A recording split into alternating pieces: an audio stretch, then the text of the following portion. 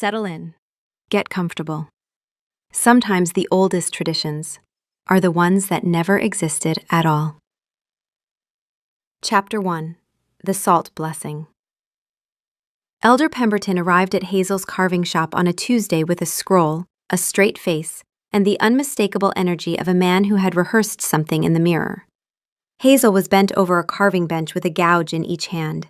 She had been at the bench since 5 that morning because the autumn solstice orders had tripled, and her assistant had quit last week to marry a tanner in the next territory over. There were wood shavings in her hair. There were shavings on the counter, on the floor, curled in the doorframe, and a fine layer of sawdust on every surface, including the tip of her left boot. Elder Pemberton was not deterred by sawdust. "Hazel Reeves," he said, with the gravity of a man announcing a death in the family. "I come bearing news of a sacred tradition." Hazel looked at him. She looked at the scroll. She looked at the shavings in her hair and decided they could stay. "What tradition?" "The salt blessing," Elder Pemberton said. He unfurled the scroll with both hands. The scroll was blank on the back, which Hazel noticed because she was standing at the wrong angle. An ancient and revered custom in which the Alpha King receives an annual blessing from the highest-ranking unmarried craftswoman in the pack. The ceremony involves 3 exchanged bows, a formal invocation of the founders' names, and a shared meal. Hazel had lived in this pack for 25 years. She had attended every ceremony, every feast day, every solstice gathering, every moon ritual. She had never heard of a salt blessing. "I have never heard of a salt blessing." "It fell out of practice," Elder Pemberton said smoothly. "We are reviving it." "When did it fall out of practice?" "Some time ago." "How long ago?" "The records are unclear." Elder Pemberton tucked the scroll under his arm with the confidence of a man who had written those records himself approximately 40 minutes earlier. "The important thing is that as the highest-ranking unmarried craftswoman, your carvings have won 3 regional prizes, I believe." "Yes." "You are required to perform the salt blessing upon the Alpha King at next week's council gathering." Hazel set down the gouge and brushed shavings from her forearm. "I am required to bless the king." "With salt, yes." "Where does the salt come in?" "You will each hold a portion of ceremonial salt during the bows." "And then what?" "And then you share a meal." "With salt." "The salt is symbolic." Hazel looked at Elder Pemberton for a long moment. He looked back with the expression of a man who had survived 40 years of council politics and would survive this, too. "Fine," Hazel said. She performed the salt blessing the following Tuesday. The ceremony was held in the great hall of the Alpha King's house, a large stone building with old timber beams and fireplaces wide enough to stand in. She had not previously been required to stand in the center of the hall and bow 3 times to the king while holding a fistful of salt. Grant Halloran was taller than she remembered. He had dark brown hair that looked like it had been combed recently and with effort. His eyes were an unusual amber gold that caught the firelight in a way she noticed and set aside for later. He bowed. She bowed. They bowed together. Salt was held. The founders' names were invoked. Hazel had to read hers from a card because she had never heard half of them and suspected Elder Pemberton had invented several. Then they sat for the shared meal. Grant was a polite host. He pulled out her chair. He poured her water.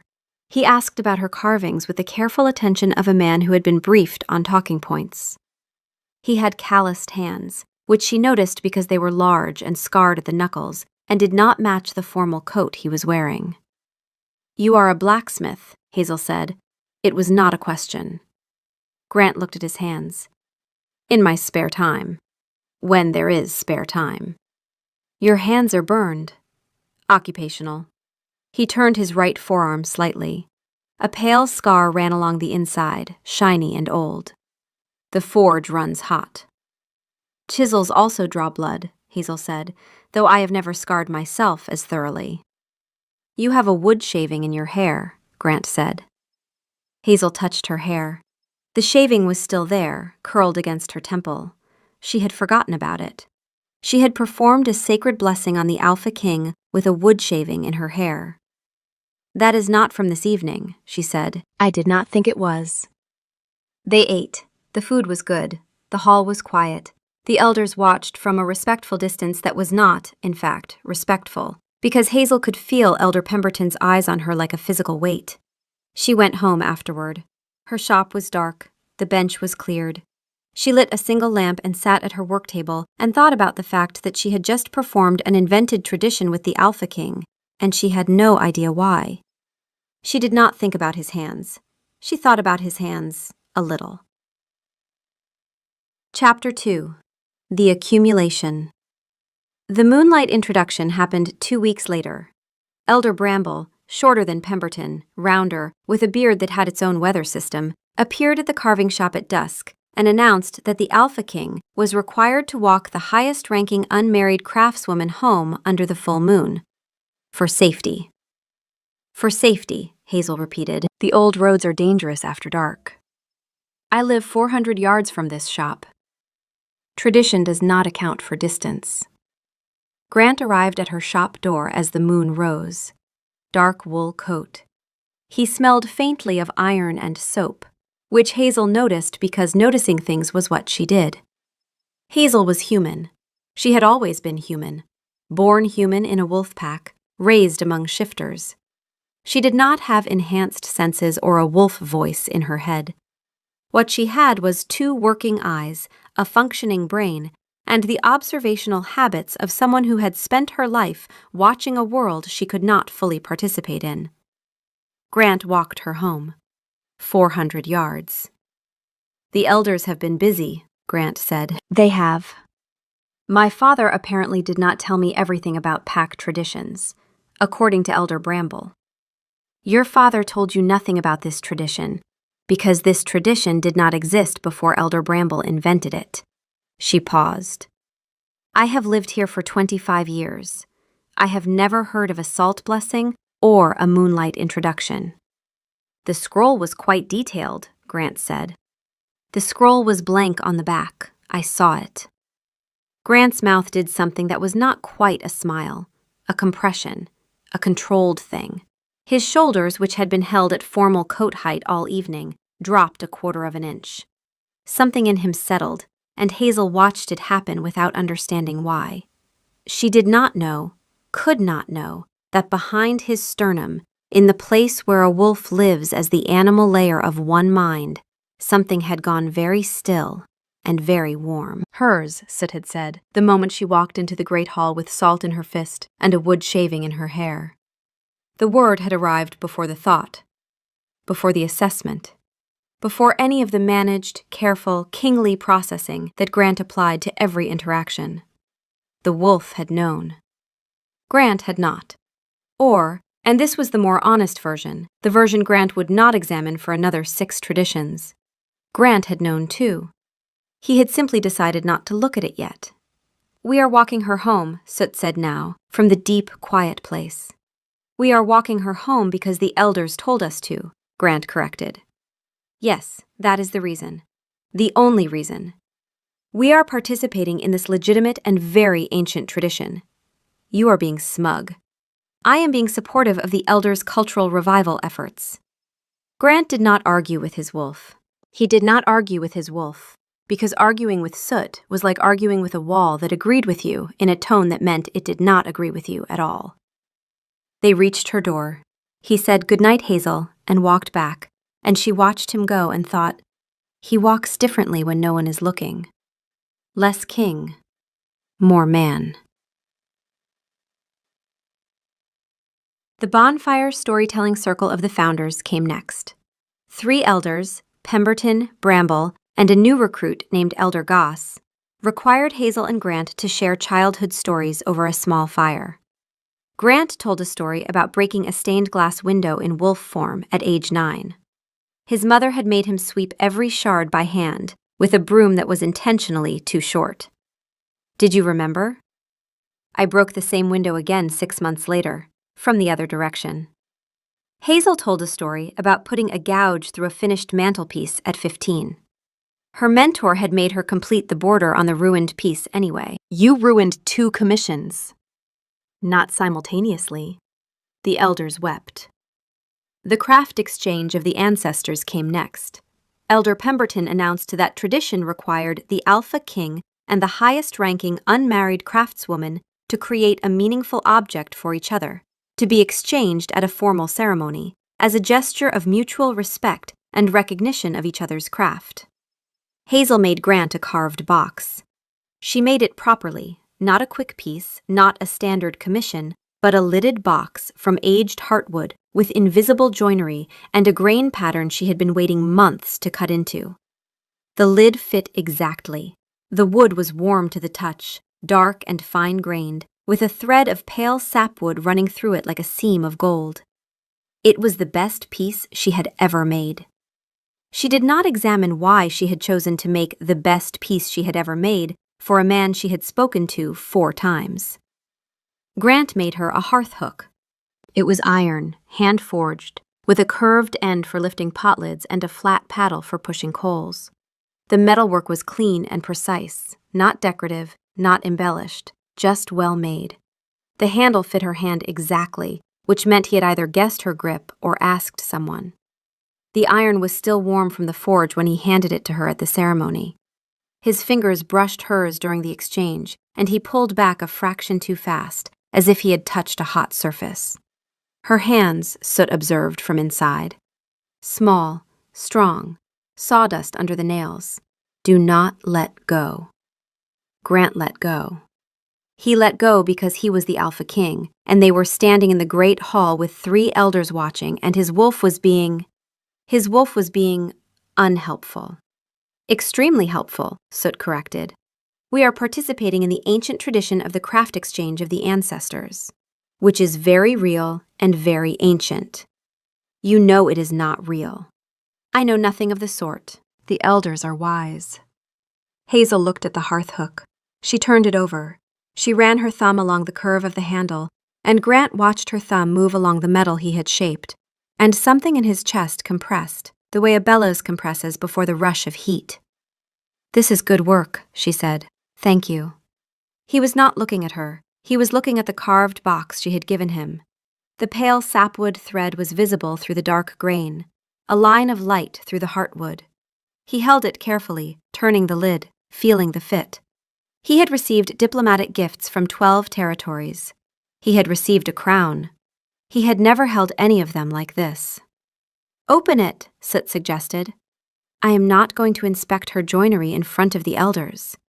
She used the heartwood, the piece she has been aging in the back room. She does not sell that wood.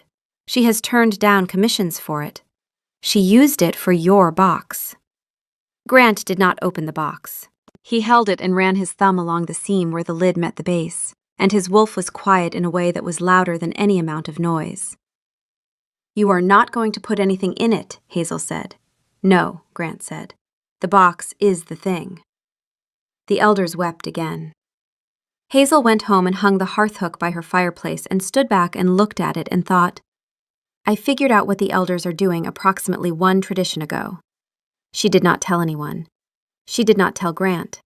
She went to bed and did not think about his hands on the iron, the way he had held the metal with the same care he held his formal composure, the controlled precision of a man who knew exactly how much force to apply, and chose, always, to apply less. She thought about it a little. Chapter 3. The Silence. The shared silence of the wolves was the 5th invented tradition. It required Hazel and Grant to sit together in silence for 2 hours to allow their wolves to become acquainted. Elder Pemberton had delivered this instruction with the gravitas of a man who believed his own fiction. Hazel had pointed out the obvious. I do not have a wolf. Then your presence will allow his wolf to become acquainted with your silence, Elder Pemberton had said, as if this were a reasonable sentence. They sat in the small garden behind the great hall. It was late autumn. The air was cold and smelled like wood smoke and the last of the season's apples. 2 chairs had been arranged facing the tree line. A blanket had been draped over Hazel's chair, which she suspected was Elder Bramble's doing, because Elder Bramble worried about her getting cold, the way a man worries about a daughter he has adopted without informing the daughter. Grant sat in the other chair. He was wearing the dark wool coat again. His hands were in his lap. The smithing hands, scarred and capable, and currently doing nothing, which seemed to cost him something. He was a man who was accustomed to being busy. Stillness did not come naturally. They did not speak. The first 20 minutes were terrible. Hazel counted heartbeats, counted breaths, counted the apples on the nearest tree. 14. She was aware of Grant beside her in a way that was purely physical and entirely unwelcome. The breadth of him, the warmth from his side of the bench, the disciplined breathing that suggested control rather than ease. Somewhere around minute 25, something shifted. Not between them, in her. The hyper-awareness faded. The counting stopped. She stopped cataloging him and started simply sitting next to him. And the difference was so subtle she almost missed it. It was like the moment a blade finds the grain, still cutting, still working, but no longer fighting the wood. She glanced at him. He was looking at the tree line. His eyes were fully amber now, not the subtle brightening she had seen before, but a clear, warm gold that had replaced whatever color his eyes were supposed to be. His face was very still. Not formal still, not managed still, but the kind of still she had seen in other wolves when their animal was fully present. A patience that was not human in origin. A watchfulness that came from somewhere deeper than thought.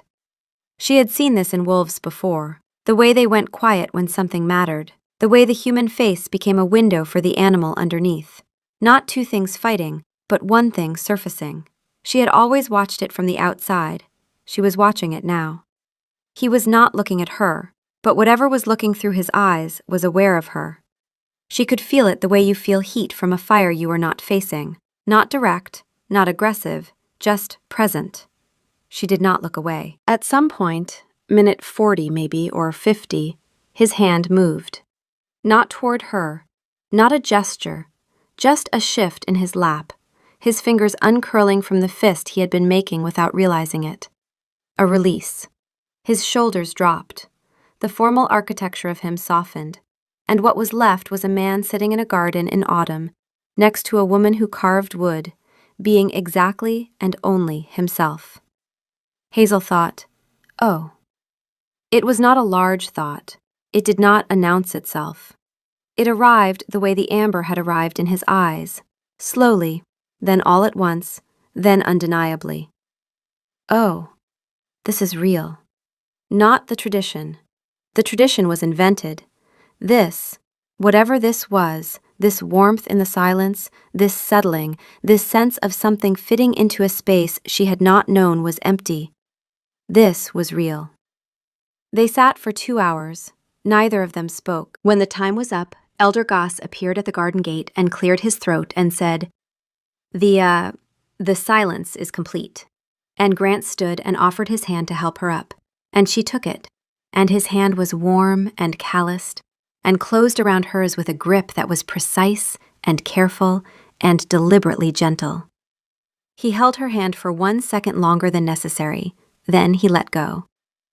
Thank you, he said, for the silence. You are welcome. She went home and sat in her own silence, and it was not the same silence at all. Traditions 6 through 9 arrived in quick succession. The harvest walk, the founder's greeting, the midwinter tea, the kindling of the eastern hearth. Hazel attended all of them. She had stopped pretending she was being compelled. She was choosing to go. The elders knew it. She knew the elders knew it. The elders knew she knew they knew it. None of them acknowledged this publicly. Grant attended all of them too. He asked fewer questions about the tradition's authenticity. He stopped raising his eyebrow at Elder Pemberton's scrolls. He brought her a second hearth hook at the midwinter tea. The first one was slightly unbalanced on the left side. This one is better.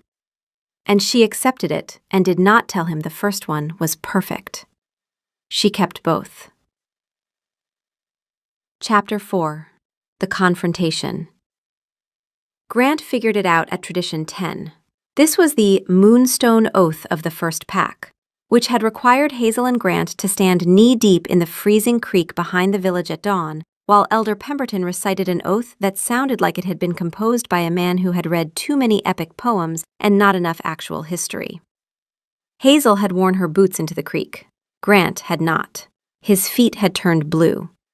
He had said nothing about this until the oath was complete. Afterward, standing on the bank with his boots back on, and his jaw set in a way that suggested internal recalibration, Grant had looked at Elder Pemberton for a long time. Then he had summoned Pemberton to his study.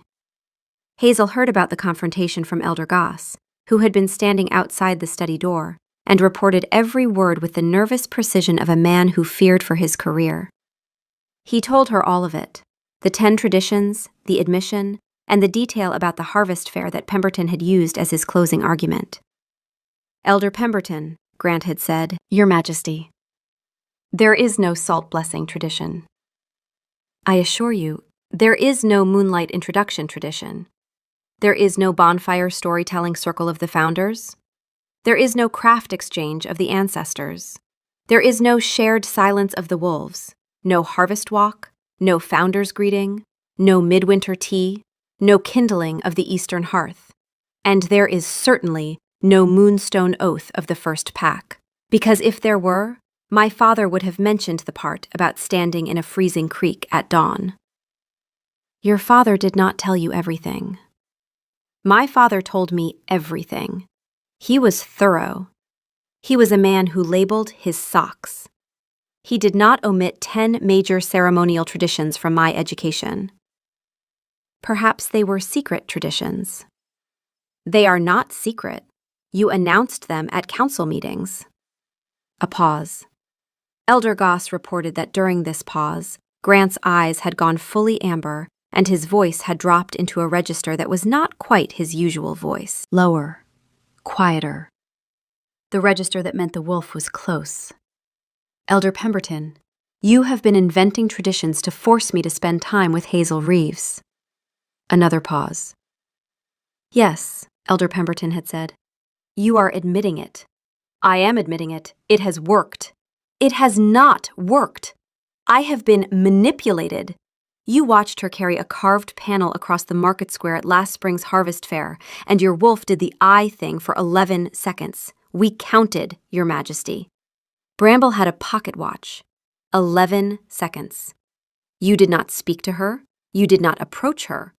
You looked at a woman carrying a piece of oak, and your eyes turned the color of warm honey and stayed that way for 11 seconds. And then you walked in the opposite direction and attended a trade meeting about grain tariffs. We decided intervention was necessary."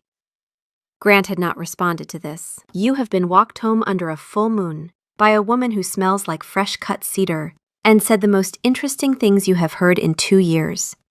You have sat in silence with her for 2 hours, and your wolf has not been that calm since your mother was alive. You have made her 2 hearth hooks. You do not make hearth hooks for people you do not care about, Your Majesty. You do not make hearth hooks at all. You made a hearth hook for this woman, and then you made her a second one because the first one was slightly unbalanced on the left side." Grant had not responded to this either. "The left side was unbalanced," he had said finally. "Yes, and you cared.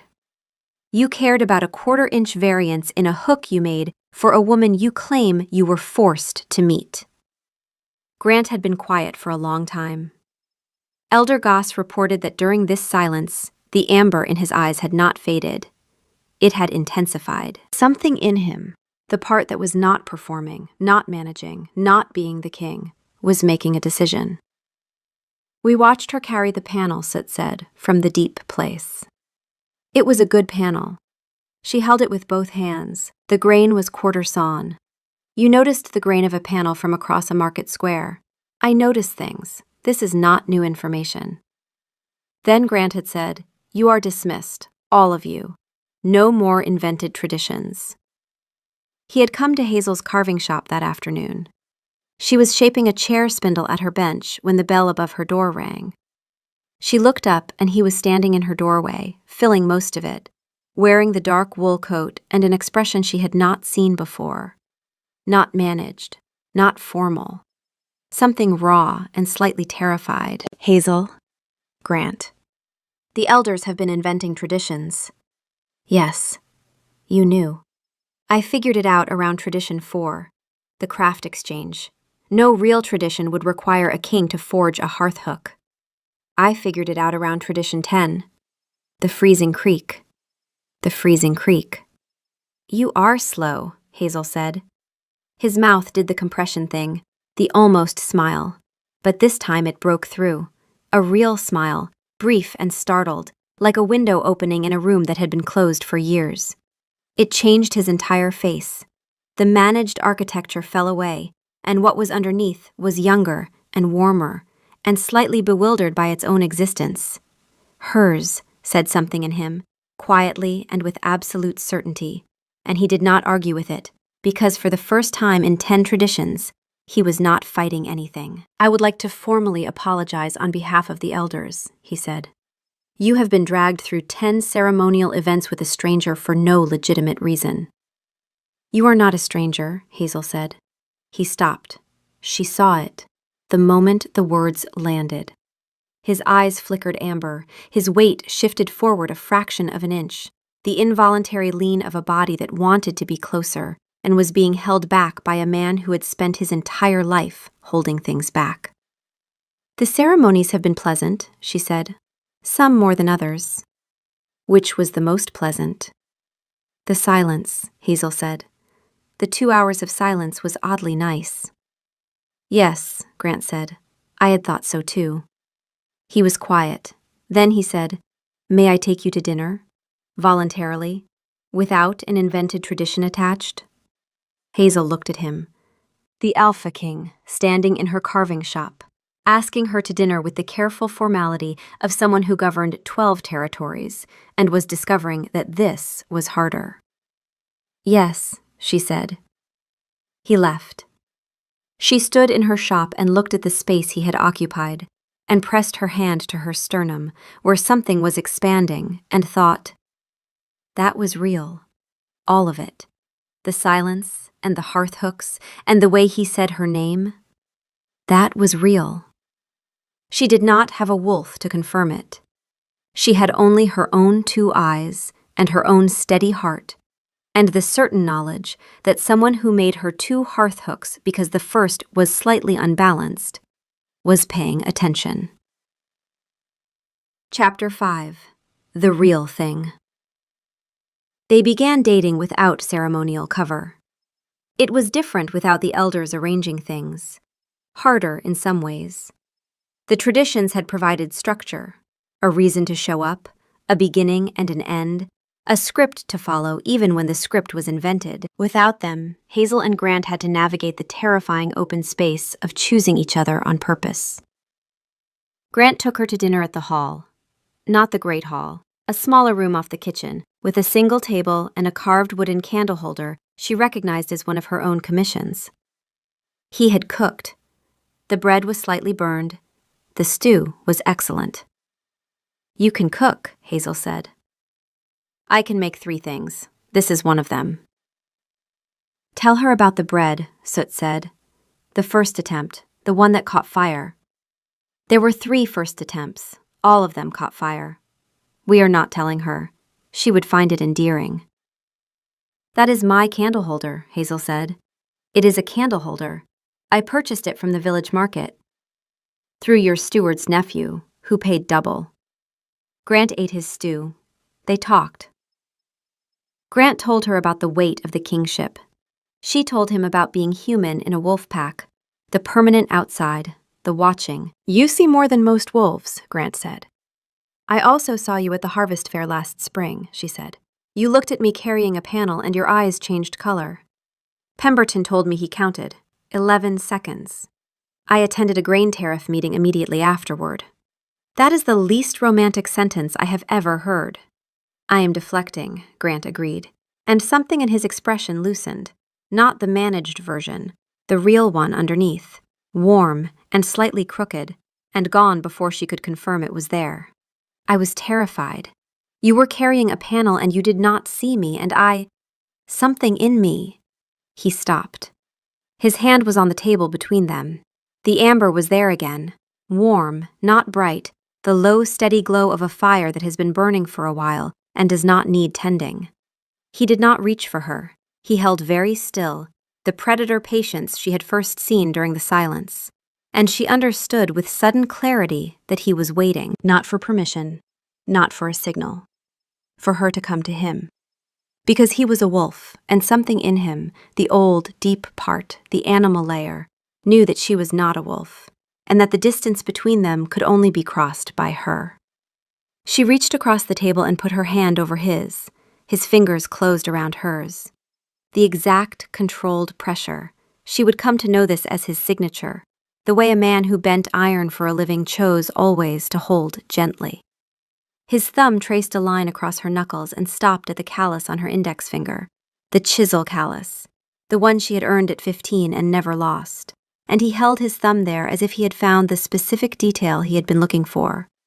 Hers, said Soot, from the quiet place behind Grant's sternum where the wolf lived. Hers, hers, hers. I know, Grant told the wolf. You knew at the harvest fair. You chose to attend a meeting about grain. Please stop talking about the grain tariff meeting. I will never stop talking about the grain tariff meeting, Grant breathed. Hazel watched the change, slower, deeper, the held thing in him finally allowed to be set down. They did not kiss that night.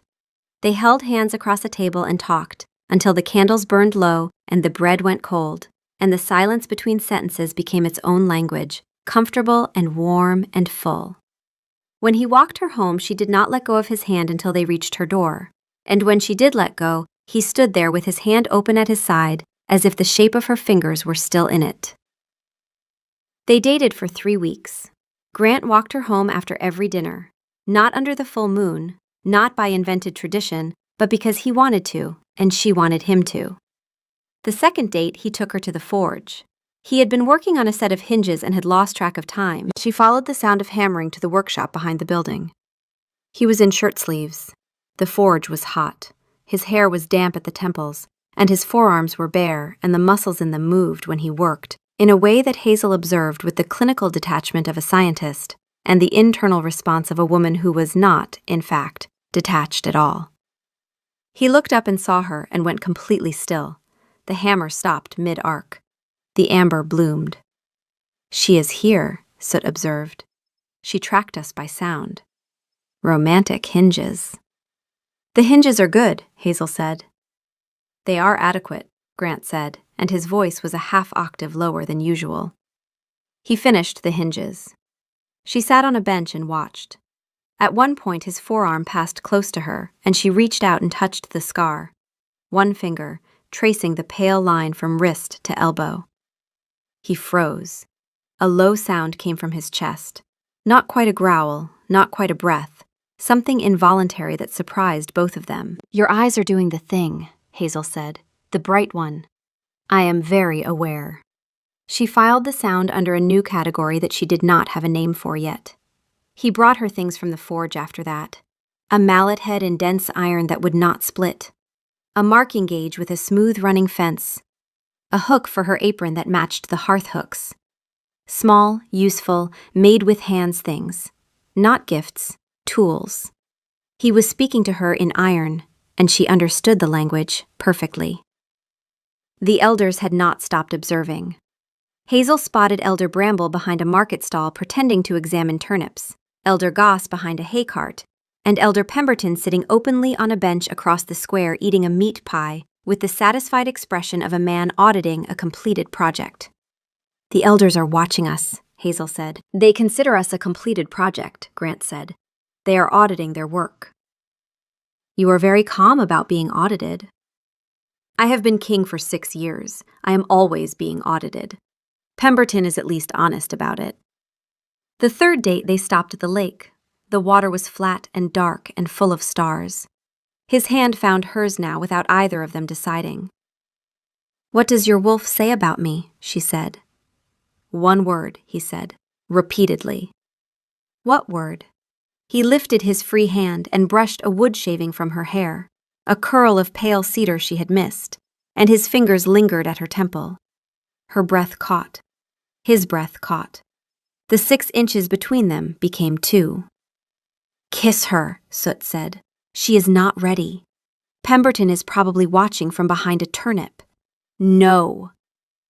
Good night, Hazel, Grant said, and stepped back, and the 2 inches became the respectful distance of a man who would rather burn alive than rush her. She went inside. She did not sleep well. Hazel learned to read his wolf. Not the way wolves read each other, through scent and bond and the deep biological knowing of one animal recognizing another. She read him the way she read everything, through observation. The amber eyes meant the wolf was present, but the shade of amber told her how present. Pale gold, calm, watching, content. Bright amber, alert, focused, wanting. Deep burnished gold, the wolf was making a decision that the man had not yet caught up to. The stillness, the way his body went quiet when something mattered. Not rigid, not tense, but gathered. Like a held breath, like a flame going steady. The lean, the involuntary 1/4-inch shift forward when she walked into a room, as if his entire body was a compass and she was the direction it pointed. She catalogued all of it. She did not have supernatural senses. She had 25 years of watching wolves and a mind that remembered what it saw. And she noticed one more thing, the thing that changed everything. Grant's wolf had known, not since the silence, not since the craft exchange, not since the first tradition. Before any of it. The wolf had known from the first moment Grant walked into the great hall for the salt blessing and saw her standing there with a wood shaving in her hair and salt in her fist. The wolf had recognized her, not fated, not destined, but recognized, the way an animal recognizes the particular warmth of a particular fire and orients toward it without deciding to. The wolf had been the reason Grant had not resisted the traditions harder, the reason his questions to the elders had been perfunctory, the reason he had made a hearth hook and then made a second one. The wolf had been complicit. The wolf had been, in its quiet animal way, as manipulative as Elder Pemberton. She realized this on a Thursday evening, sitting in Grant's small kitchen while he made porridge, the second of his 3 dishes, and his eyes were that deep, burnished gold, and he was not looking at her, but the wolf was looking at her. And she understood with a sudden, cold clarity that the animal had been looking at her like that for 10 traditions. She put down her spoon. "Your wolf knew," she said. Grant went still, not the good stillness, a caught stillness. "Before the elders," she said. "Before the traditions. Before any of it. Your wolf recognized me, from the beginning." He did not deny it. His hand was on the counter, the knuckles were white. "How long?" Hazel said. "The salt blessing," Grant said. "The moment you walked in. And you did not tell me. I did not know how. You knew for 10 traditions. You let me believe we were discovering this together, both of us, equally, on even ground." "We were." "No. Your wolf was certain from the first night. You sat through every tradition knowing your wolf had already chosen me, and I sat through them thinking I was making a choice. You were making a choice. Was I? Or was your wolf pulling me toward you the way wolves pull? Through proximity? Through patience? Through that." She gestured at his eyes, the amber. "Through whatever that is. That is not a pull. That is not. I am not doing that to you. You cannot feel the wolf. You are human. The bond does not. Exactly. I cannot feel the bond. I cannot feel any of it. I have no wolf to tell me whether this is real or whether I have been gently herded into caring about you by an animal that decided I was its person before I ever had a say in it." Grant's face did something Hazel had never seen. The managed architecture did not fall away. It shattered. The formal composure, the careful king, the man who held everything at the correct pressure, all of it cracked, and underneath was a man who was terrified, not of losing her, of the possibility that she was right. "Tell her," Soot said urgently. "Tell her we did not choose." It was a recognition. "It is different." "She cannot hear you." Grant told the wolf. She is human. She will never hear you. That is the point. Soot went quiet. Hazel, Grant said. I need to think, she said. I am not leaving. I am not walking away. But I need to think. She did not leave. She stayed in his kitchen. She ate the porridge. But she stopped touching his hand. She stopped watching for the amber. She held very still, the way she had learned to hold still in a world full of wolves. Present but guarded, watching but not reaching. Grant watched her not reach for him and did not close the distance. He washed the porridge pot. He put the lid on the salt. He wiped the counter with the focused attention of a man who was drowning and had decided to be tidy about it. The porridge was good, Hazel said eventually. Thank you, Grant said. It is the second of my 3 dishes. I am running out of ways to feed you. It was the saddest, funny thing she had ever heard. She almost reached for his hand. Almost. She caught herself at the almost and held there. And the distance between them, 3 feet of kitchen floor, was the widest space in the world. Hers, said Soot, from the place behind his heart, very quietly. Grant told the wolf, I know. That is the problem. Chapter 6. The Earning. Grant did not explain. He did not give her a speech about how wolf bonds worked. He did not bring her a book about mate recognition. He did not ask Elder Pemberton to craft a tradition that addressed cross-species romance. He did not use words at all. He made things. The first morning after the porridge conversation, Hazel found a new gouge on her doorstep. Hand-forged iron, the blade curved at exactly the angle she used most, with a handle shaped from ash that fit her grip. She turned it over in her hands. The metalwork was clean and careful. He had been up early. He had been at the forge. She did not go to his hall that day. She stayed in her shop. She used the gouge. It worked perfectly. The second morning, there was a set of carving chisels, 6 of them, graduated in width, each blade honed to a mirror edge, each handle turned from the same ash as the gouge. He had matched the grip. She did not know when he had studied her hands closely enough to get it right. He had paid attention without her noticing, the way a man pays attention when he is not relying on supernatural senses to do the noticing for him. The third morning, a workbench clamp, heavy iron, adjustable, the kind of thing that held a piece steady while both hands worked the chisel. These were not delicate. These were functional, serious, the kind of tool a person makes when they have watched someone struggle with a task and decided to solve the problem without being asked. The fourth morning, nothing on the doorstep, but there was a note, in handwriting that was careful and slightly too large, the handwriting of a man who usually signed decrees. The forge is cold today. I do not know what else to make you. I have made you everything I know how to make. I am considering learning furniture, but I suspect the results would be poor. G. She laughed. Alone in her shop at 5 in the morning, she laughed. And the sound surprised her because she had not laughed in 4 days. The 5th morning she found him at the lake, not as a man, as a wolf. He was standing at the water's edge in the gray light before dawn, a large black wolf with amber eyes, bigger than she had expected, quieter than she had imagined. He did not approach her.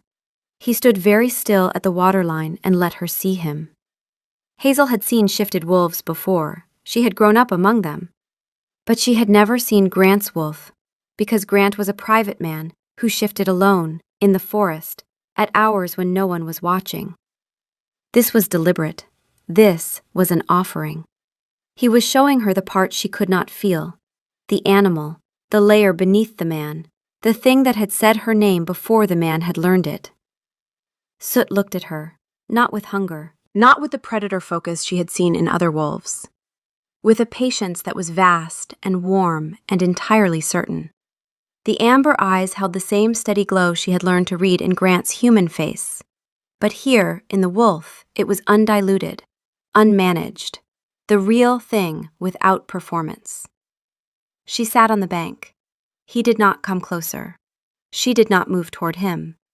They sat in the gray light and the silence, and it was the fifth tradition all over again. 2 hours of not speaking, two beings becoming acquainted without words. After a while, the wolf lay down, not at her feet, at a distance, giving her the space a wolf gives to something it values too much to crowd. Hazel understood then what he was doing. He was not showing her the wolf to convince her. He was showing her the wolf so she could see that the wolf was also waiting. Patient. Still. Willing to lie down at a distance and let her decide. She went home. She did not touch the wolf. She thought about it all day. That afternoon, Grant appeared at her shop at noon. Human again, flour on his shirt, with a basket. "I have learned a fourth thing to cook," he said. "It is not good, but I made it for you, as a human, with human hands, without consulting the wolf." It was a pie. The crust was dense and the filling was too sweet, and the lattice on top looked like it had been assembled by a man whose fine motor skills were calibrated for metalwork, not pastry. "We could have helped," Soot said, from very far back. "We have opinions about crust." "You do not have opinions about crust. You are a wolf." "We have opinions about everything she eats. The crust should be thinner, the filling should have less sugar. She does not like things too sweet. She takes her tea with 1 honey, not 2. We know this." "How do you know how she takes her tea?" "We pay attention, unlike some of us who attend grain tariff meetings." Grant ignored the wolf. He watched Hazel eat the pie. It was the worst pie Hazel had ever eaten. "This is terrible," she said. "I know," Grant said. "The crust is like a wall." "I know. Did you use twice the flour?" "I may have used 3 times the flour." "Why?" "I was nervous. When I am nervous, I add flour." Hazel looked at the pie. She looked at Grant. He was standing in her shop with flour on his shirt, and his eyes were not amber. They were brown. Plain, dark brown, human brown, the color they were when the wolf was fully quiet. Not suppressed, not dormant, but simply still. Watching from inside, not driving. Grant was standing in her carving shop as a man. Just a man. A man who had made a terrible pie because he was nervous, and who had not asked the wolf for help. "You are not using your wolf," Hazel said. "No." "Why?" "Because you asked a question, whether I chose you or the wolf chose you. I cannot answer that with the wolf present. The wolf will always be present, and the wolf will always choose you. And I cannot separate my wanting from its wanting, because we are the same thing. But I can show you the human part, the part that is just me. The man who burns bread and adds too much flour, and made you tools for your shop because I watched you work and wanted to make it easier. Not because the wolf told me to, because I watched." Hazel looked at him for a long time. "You have flour on your eyebrow," she said. "I am aware." "It is a lot of flour." The bag broke. She put the pie down. She took a step toward him, then another. She crossed the distance, her choice, her feet, her human heart making a human decision. And she put her hands on either side of his flour-covered face and kissed him. Grant did not move for 1 full second. Then his hands came up, the scarred, calloused, too careful hands, and settled on her waist with the exact controlled pressure she had come to know as his. And he kissed her back. And the wolf woke up. Not a surge, not a takeover. A waking, like dawn. The amber came back into his eyes, and she saw it because she was close enough now to see everything, and it was not frightening. It was the oldest, steadiest warmth she had ever been near. "Hers," said Soot, and the word was not possessive. It was grateful. And then, quieter. "Finally. It has been 11 traditions and a pie. We could have been here weeks ago if someone had not attended a grain tariff meeting." Soot, shutting up. "I chose you," Hazel said against his mouth. "Without a wolf, without a bond, without any of it. I chose you because you made me a hearthook, and then made me a better one because the first one was slightly unbalanced. That is not a wolf thing. That is a you thing. It was unbalanced, Grant said. I know. I kept both.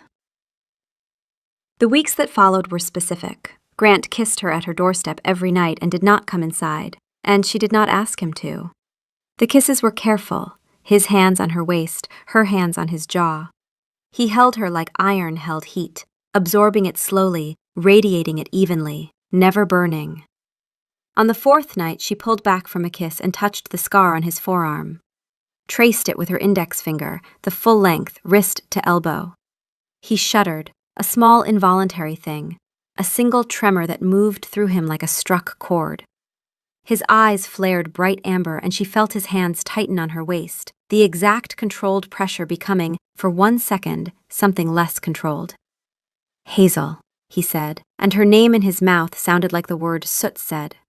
The one she still had not heard aloud. One afternoon she was reaching for a high shelf in her shop, and he stood behind her and reached it for her, and his chest was against her back, and neither of them moved for 4 full breaths. She turned around. He was right there. Amber. Still. She put her hand flat on his chest and felt his heartbeat through the wool, and it was fast. Faster than a king's heartbeat should be. Your heart is fast, she said. I know. Is that you or the wolf? Both. Always both. That is what I have been trying to tell you. She kissed him, standing in her shop with sawdust in the air and his heart hammering under her palm, and she understood, finally, that the wolf and the man were not 2 votes in a committee. They were one thing, one wanting. The wolf was just louder about it. They were married 3 weeks after the pie. The elders, naturally, attempted to manufacture a wedding tradition. Elder Bramble announced the sacred order of the 3 firsts, which he claimed required the ceremony to take place at a specific ancient location with a specific ancient ritual involving fire, water, and a recitation of the complete lineage of the first pack. Grant raised an eyebrow. 1 eyebrow. The left one. Elder Bramble lasted 9 seconds under the eyebrow. I invented it this morning, he said. I would like to be married at my own location, Grant said, with my own ritual. Acceptable, Elder Bramble said, with the relief of a man who had expected to be banished and was instead being let off with a glance.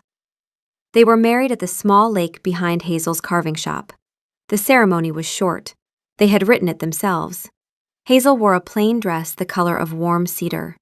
Grant wore his dark wool coat, the real one, the one he wore when he was not performing, and his hands were clean and steady, and he held hers throughout. The marking happened at dusk, after the guests had gone, on the shore of the lake with the water still and the first stars showing. Grant pressed his mouth to her shoulder, the place where wolves mark their mates, the oldest seal, the one that means permanent. And Hazel felt it not as a supernatural event, but as a physical one. Warmth, pressure, the deliberate weight of a man choosing her with his whole body. Hers, said Soot, for the last time that night. And the words settled into the silence like a stone into still water. The elders attended the wedding. They cried through most of it. Elder Pemberton at the reception said, "We may have exaggerated some traditions. We stand by our results." Elder Goss, who had been nervous about the conspiracy from the start, got drunk on honeyed wine and confessed to Hazel that he had nearly broken ranks during the Moonstone Oath because the creek was very cold and I did not think we should have made you stand in it. You did not make us stand in it, Hazel said. I chose to stand in it. Because we told you it was a tradition. Because I wanted to stand next to him, Hazel said, even in a freezing creek. Elder Goss wept. They have been bonded for 1 year. The elders continue to invent occasional traditions, usually harmless ones. Last month, Elder Pemberton attempted the grandchild prediction ceremony, which required Hazel and Grant to plant a small tree while listing hoped-for baby names. They participated. They listed names. The tree is growing in the garden behind the Great Hall. Grant waters it every morning, which the elders take credit for. The elders have moved on to other unbonded alphas. They have successfully manufactured 3 additional marriages in the last year. Elder Bramble handles the opening gambit. Elder Pemberton handles the escalation. Elder Goss handles the emotional payload, the traditions that require silence, or gift-making, or standing in a body of water at dawn. They are, in their late-life second career as matchmakers, more effective than any legitimate institution in the kingdom. Hazel keeps all the hearth-hooks. There are 7 now. Grant keeps making them. Each one is slightly different, adjusted, refined, perfected. None of them are unbalanced. She keeps the box, too, the first one she made for him, the heartwood with the pale sapwood thread. He keeps the ceremonial salt inside it now, the bag Elder Pemberton gave him as a wedding gift. And the box sits on his desk in his study, next to a scroll that is blank on the back. "What is this?" Grant had said, holding the salt. "Ancient," Elder Pemberton had said. "Sacred. You bought this at the market." The market is ancient, the salt is sacred. Grant had looked at the salt. He had looked at Pemberton. He had put the salt inside the carved box on his desk, next to the blank scroll. "Thank you," he had said. And Pemberton, who had invented 10 traditions and manufactured a marriage and stood in a freezing creek at dawn and wept through a wedding, had said, "You are welcome, Your Majesty. It was our pleasure." He had meant it. They all had. Some things do not need to be ancient to be true.